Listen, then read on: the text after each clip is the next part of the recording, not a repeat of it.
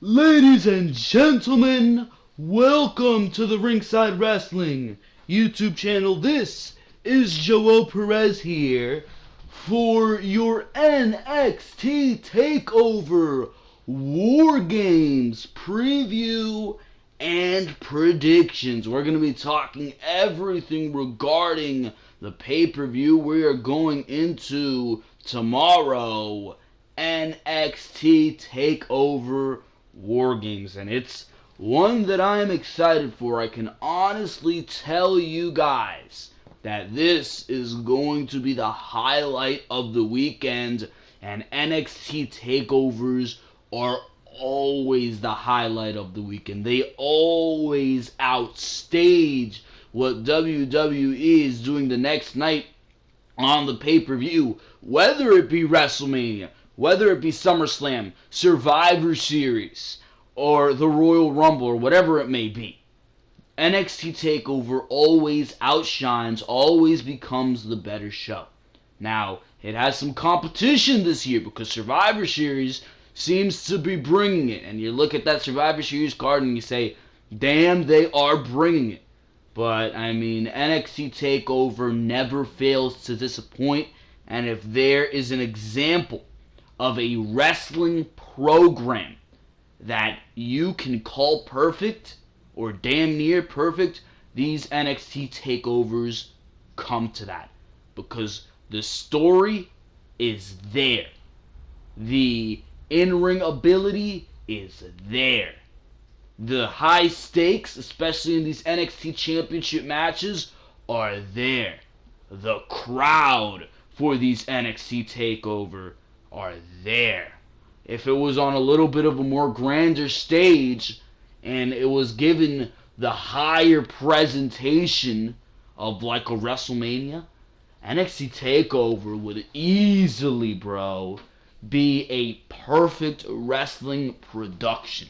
And I mean, holy shit, every time we see an NXT TakeOver, I sit down on my couch, on my chair, wherever it may be.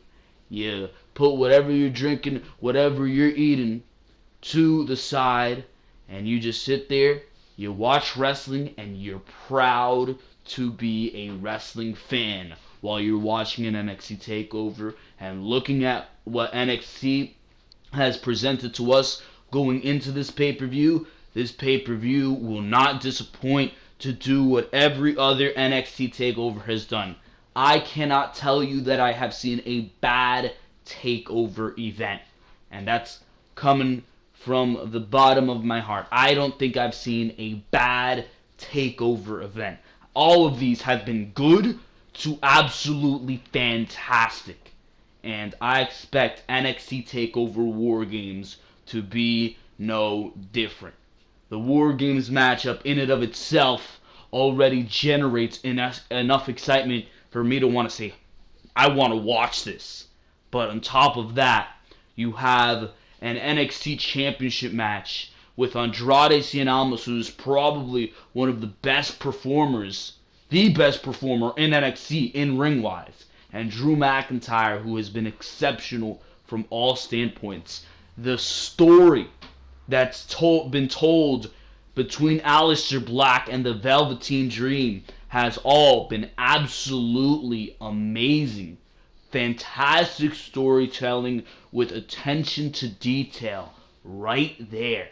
Everything NXT has done has been very good going into this pay-per-view, and these NXT TakeOver events managed to take that very good storytelling and they managed to accumulate that and give you the big payoff. This is the big payoff night. And I cannot tell you that I am not excited to see this because I would be lying to you. This is going to be fucking great. NXT has been great leading into this, and NXT TakeOver War Games is going to be great. NXT TakeOver Orlando was great. NXT TakeOver San Antonio was great. Every single NXT TakeOver. NXT TakeOver Brooklyn 3, my God, fantastic. Every NXT TakeOver we have seen has been very good, and I expect no less from this one. Anyways, you know where else? You can find great, fantastic content that is right here on the Ringside Wrestling YouTube channel. I had to go there, bro. Make sure to go check out all the other content on the Ringside Wrestling YouTube channel. This is a particularly busy week for content on the Ringside Wrestling YouTube channel because we've got NXT Takeover tomorrow and Survivor Series on Sunday. And you know what that means. Preview and predictions time. And that's exactly what you're watching right here. If you have not seen the Survivor Series preview and predictions, we went on for 50 minutes talking about everything that's going to go on at that pay-per-view, all the possibilities that can possibly go down in that big Team Raw versus Smackdown. Who's going to win? Who is going to win? We're talking about it there. And, of course, the build, the quality of Raw and Smackdown leading into this pay-per-view, the way WWE has dynamically changed the card of Survivor Series. We're talking it all, as well as your Raw and Smackdown reviews for this week. Make sure to go check that out. And, of course, make sure to go check out Behind the Mic, number 44, I believe, of last week. Number 45 will be up this week. So make sure to go check out all that other content right here on the Ringside Wrestling YouTube channel. And if you enjoy all that other content, make sure to subscribe to the Ringside Wrestling YouTube channel. You'll also be getting Behind the Mic tomorrow, where we talk about all the biggest news in the WWE for the week. Probably going to be a big edition talking about all the news going into Survivor Series. We're going to be reviewing NXT TakeOver tomorrow. And, of course, Survivor Series after that show goes off the air on Sunday. So, if there is a time to subscribe to the Ringside Wrestling YouTube channel, there's no better time than this one. Make sure to click that subscribe button because, ladies and gentlemen, we're going straight into this preview and predictions, and we're going to start off with this matchup that has absolutely intrigued me to the core, and it is the Velveteen Dream, Patrick Clark versus Aleister Black. Now, clearly, Aleister Black is a man of few words, and a couple weeks ago on NXT, you had Aleister Black come out to speak his first words in NXT, and I have to emphasize how important NXT presented this as. To hear a man speak for the first time, this was presented as something big, and I was excited to see this. And he was interrupted by none other than the Velveteen Dream, who felt that Aleister Black had a little bit of color inside of him, that he's really not this person that he is perceived to be. And Aleister Black has not once acknowledged the presence of the Velveteen Dream, at least not to the knowledge of the Velveteen Dream. So every time that the Velveteen Dream has been in the ring with Aleister Black, Aleister has pretty much ignored that the guy is there. You've had this guy screaming to Black, taking his jacket, screaming to Black, and Black would just sit in the middle of the ring, Indian style, and pretend he's not even there. On that segment where Black said his first word, Black masked, not the Velveteen Dream, but Black masked the microphone out of the Dream's hands. It's just all been very, very fantastic, very, very good storytelling and attention to detail, because Aleister Black, the Velveteen Dream, took his jacket, as Aleister Black stood Indian style. Velveteen Dream goes to the back, and as soon as the Velveteen Dream is in the back, Black turns his head. Just amazing storytelling with how they have presented this, and it's fantastic for the career of the Velveteen Dream, which is a gimmick that a lot of people said or looked at it and said, that's not really something that appeals to me. They're making this character interesting. They're making this character something dynamic. Putting him in there with the ring with Aleister Black is showcasing this guy and building this guy up and making him look like a legit superstar. Then you got Aleister Black. Aleister Black, who's clearly phenomenal in his role. I mean, this is just going to be a very, very good matchup. And not only is it going to be a good matchup in ring-wise, but psychologically. The storyline here is going to play a very big part in this matchup, I feel. And it's going to be what really elevates this matchup from just being a good in-ring matchup to being a great matchup in all. This matchup can very well steal the show if it wants to at NXT Takeover War Games. Look at all the matches you have on this show. A fatal 4-way for the NXT Women's Championship War Games matchup, and an NXT an NXT Championship matchup between Andrade Cien Almas and Drew McIntyre. And this is the matchup that can steal the show. This is the matchup that I'm saying might be the best match on the show when all is said and done. That's the type of feel that NXT gives you for these matches. As far as who wins, I think it's clear that Aleister Black is going to win. That's pretty predictable. You're not going to give Aleister Black that loss, at least not just yet. But, I mean, it's predictable, but it's predictable in a good way. This is going to be a very good matchup. This is going to do a lot for the Velveteen Dream. And Aleister Black, this is going to help him go forward even more. So this is going to be a very, very good matchup. And both men are going to walk out looking very good walking out of this feud. And I like that. I like that a lot. We have this matchup between Cassius Ohno. Oh no, Cassius Ohno, this guy. Cassius Ohno, despite him dressing to the ring like an absolute clown, he looks like a wannabe NBA basketball player. He looks awful. He looks awful, bro. He looks like a big baby in those fucking tights. He looks terrible, bro. Get this guy some new attire for some people to take this guy seriously. Holy shit, he looks terrible. But he is going to be going up against Lars Sullivan, and I love me some Lars Sullivan, bro.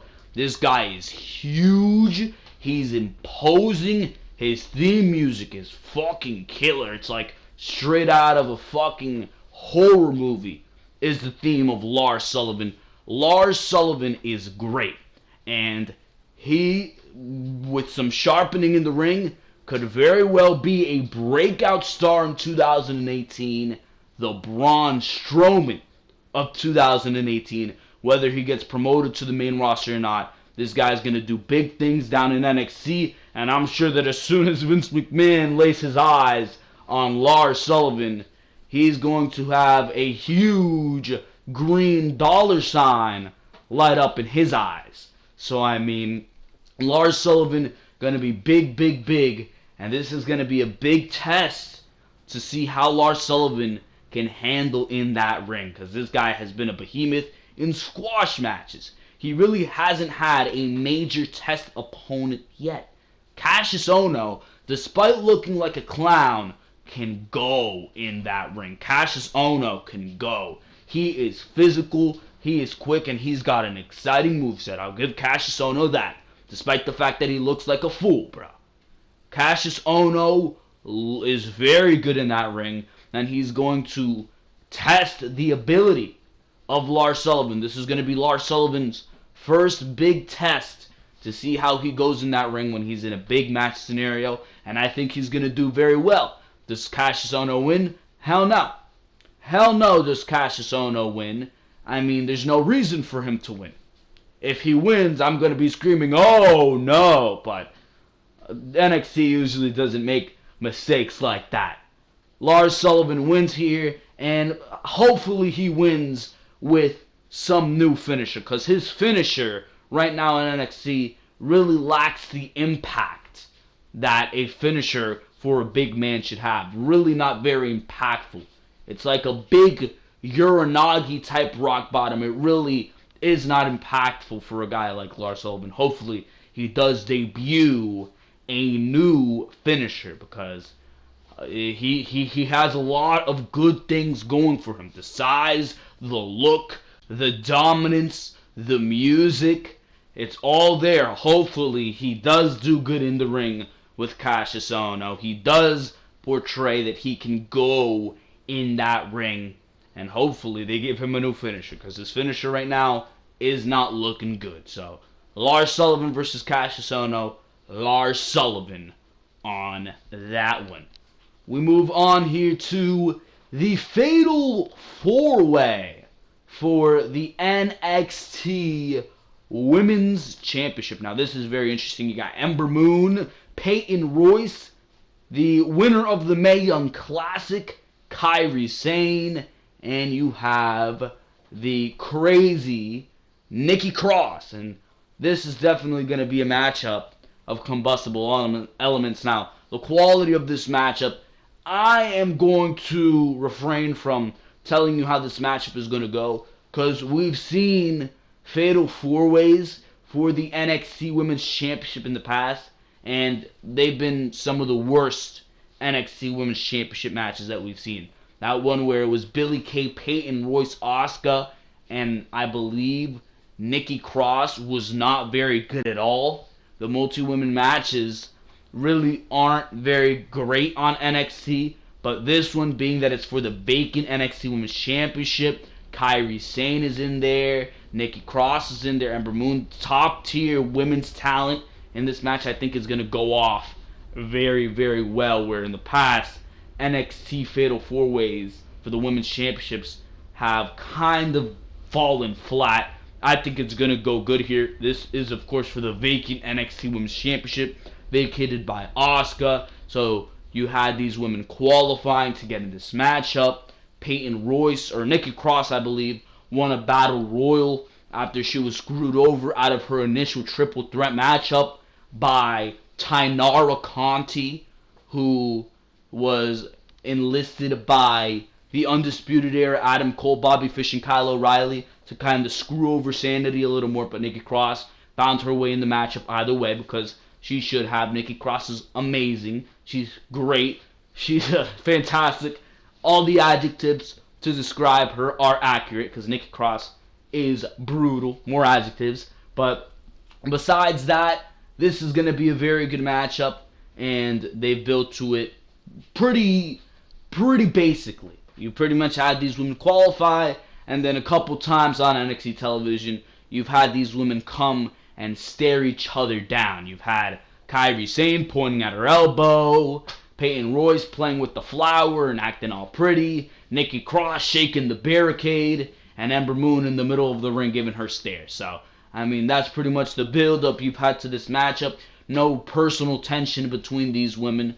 But as far as who is going to win, I don't think Kairi Sane is going to win that Women's Championship just yet. I think you're going to save that for a bigger occasion. Perhaps NXT TakeOver, New Orleans. NXT TakeOver New Orleans next year in 2018. I think that would be the right time to put it on Kairi Sane. Not just yet. And this Fatal 4-Way, I think, was designed to have Kairi Sane qualify and have the Mae Young Classic be for something, but have Kairi Sane not be pinned, because you don't want Kairi Sane pinned, at least not just yet. So, if you ask me, a lot of people are saying Nikki Cross could have it. I think Peyton Royce is the one you're definitely going to cancel out here. Peyton Royce and Billie Kay, if you ask me, are headed up to the main roster, whether it be Raw or SmackDown. Probably SmackDown, because Raw got Asuka. And, I mean, that's the way that's going to go for them. Kairi Sane, again, they don't want her pinned, but she did win the Mae Young Classic, and the Mae Young Classic had to be over something. So it's down to Nikki Cross and Ember Moon. And if you ask me, give it to Ember Moon. Ember Moon has been absolutely fantastic as far as in-ring performances go. That matchup she had with Asuka was amazing, and some of the feuds we can see for Ember Moon could be very, very good. Nikki Cross, she deserves it, and it would play into that Sanity having all the titles, which I like that idea as well, but I'm not sure if that's the best move. I mean, I like it more on Ember Moon. I like the matches Ember Moon can have. I like the idea of Ember Moon versus Kairi Sane. Ember Moon defending that title against Nikki Cross. But then again, that title would look good on Nikki Cross. That title would look dynamic on Nikki Cross. So I don't know. I really don't know how you go about this. I'm saying Ember Moon. I want Ember Moon to win. But I think they might go towards Nikki Cross just for the sake of having Sanity hold the title. So I'm not sure how they're going to go about it, but I would like to see Ember Moon win the title, if you ask me. So that's what I'm predicting. I don't think Kairi Sane is going to win it just yet. Ember Moon, or Peyton Royce, I should say, is going up to the main roster with Billie Kay. And, of course, you got Nikki Cross and Ember Moon, who could just win the titles themselves. And that's kind of going to come to the unpredictability of the matchup. But for all I know, watch Kairi Sane win the title straight from the Mae Young Classic and watch them go in that direction, which I would not mind either.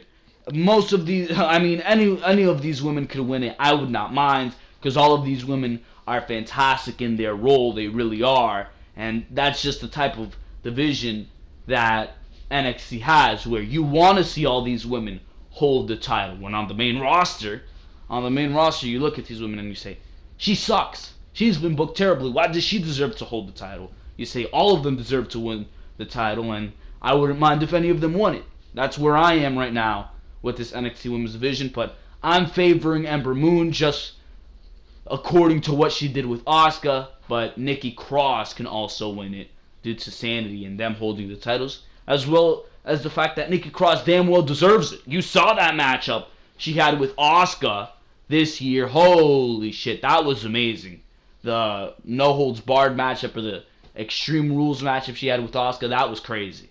So I don't know the way they're going to go about it, but I want Ember Moon to win. That's my prediction. Ember Moon, I'm locking that one in. We move on here to the NXT Championship matchup, and that is, of course, you got Andrade Cien Almas, who has become an absolute star due to Zelina Vega by his side, and of course, you got Mr. Drew McIntyre. Drew McIntyre has been absolutely fantastic, and I can totally see McIntyre going up to the main roster and being a huge success. Vince McMahon laying his eyes on him and saying, wow, McIntyre, you've grown up. You're going to beat Roman Reigns. I can very well see Drew McIntyre replacing Roman Reigns' spot as the top guy. That was actually the top story on Behind the Mic. Roman Reigns being replaced as the top guy. Make sure to go check out Behind the Mic episode number 44, uploaded last Saturday. But Drew McIntyre has been absolutely fantastic as NXT champion. His title defenses against Roderick Strong, those were very, very good matches. So Drew McIntyre really has been a very good NXT champion.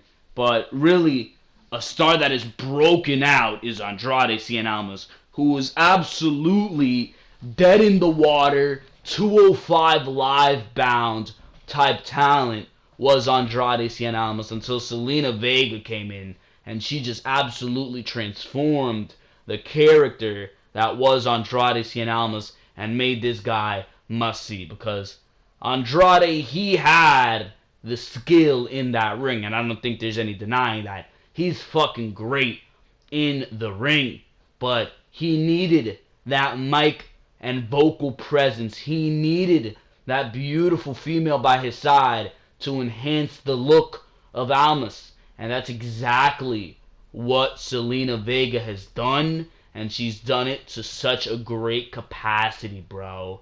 She's just so fucking great in her role. And she has elevated Andrade Cien Almas to the NXT Championship picture. She really, really has. And I don't think Andrade is going to win the title. There's really no reason for Andrade to win the title. There's just way too many matches Drew McIntyre has down the line against Adam Cole, baby, against Aleister Black, against guys like Lars Sullivan. There's so many guys who can contend in that NXT Championship picture. It's crazy right now. It really, really is. And Eric Young, that's another one who can go for that NXT Championship if he wants to.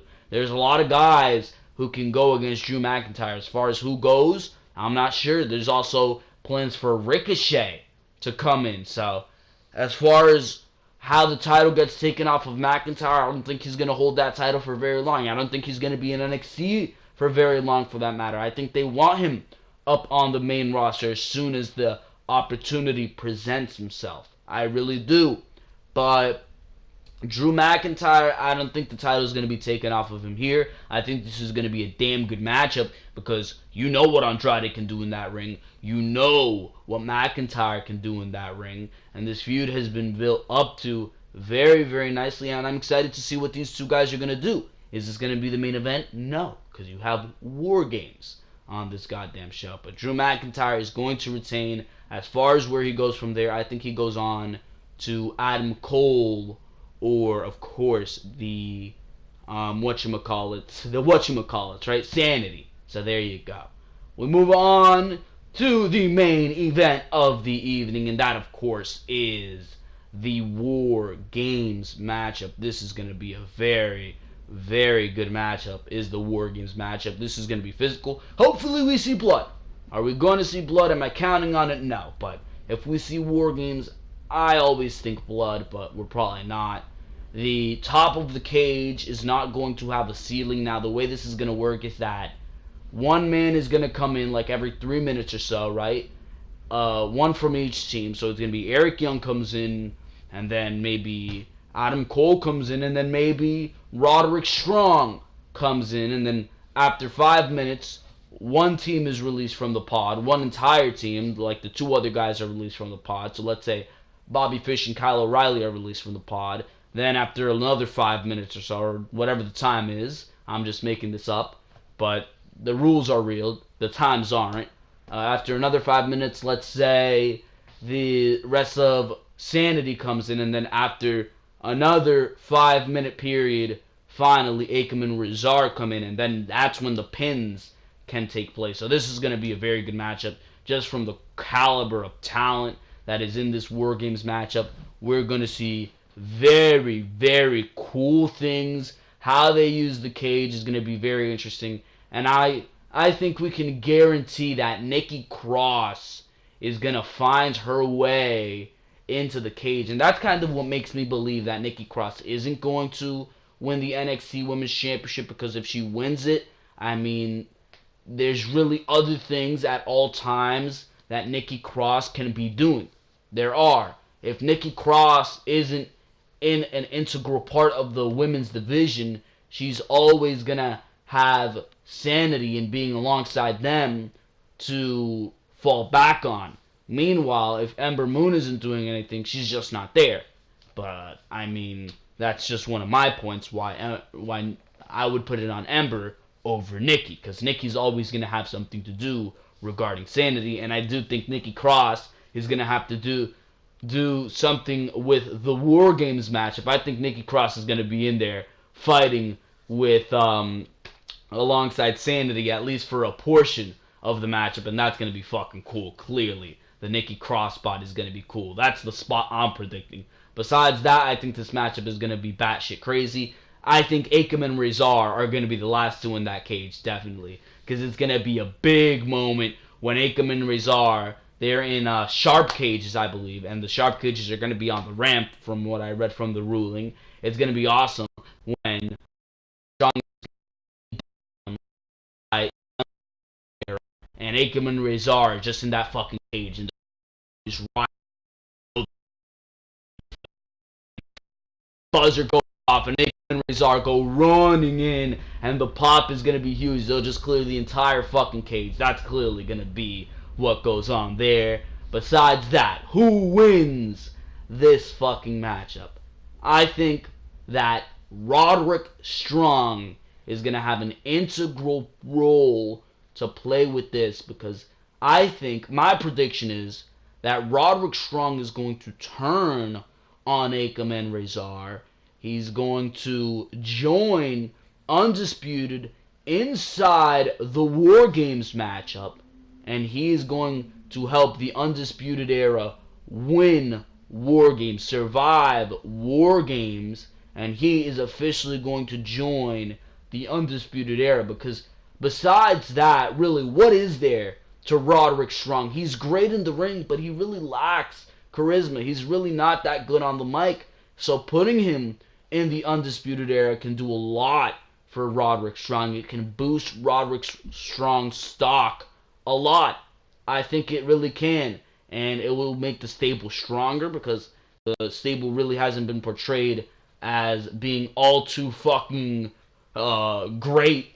They really haven't. They've really been portrayed as cowardly heels, which I don't like that much, if that's how they've been portrayed. That's not personally how I would have went about it, but of course that's besides the point. Roderick Strong being added to that faction would make it a lot stronger, and it would present that faction with a good new teammate. It'd make it even more the former Ring of Honor member stable, and I like that. And Roderick Strong can definitely benefit from it. The Undisputed Era can definitely benefit from it. So that's what I say you do.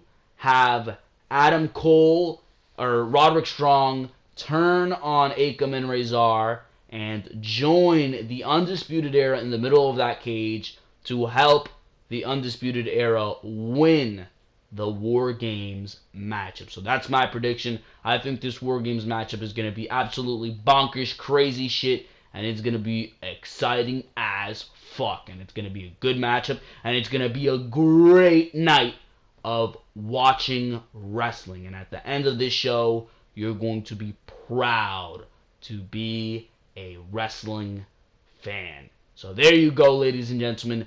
Those are your preview and predictions for NXT Takeover War Games. I hope you enjoyed each and every single thing that you heard in this video. Make sure to go check out all the other content on the Ringside Wrestling YouTube channel. Raw reviews, Smackdown reviews, pay-per-view reviews, pay-per-view preview and predictions like you're watching right now. NXT Takeover preview and predictions. You're watching that right now. Behind the mic, each and every single Saturday. Top 10s coming at the end of the year. End of the year top 10s always come on the Ringside Wrestling channel, where we discuss top 10 superstars of the year, breakout superstars of the year. Braun Strowman, for example, just being one of them. Top 10 matches of the year.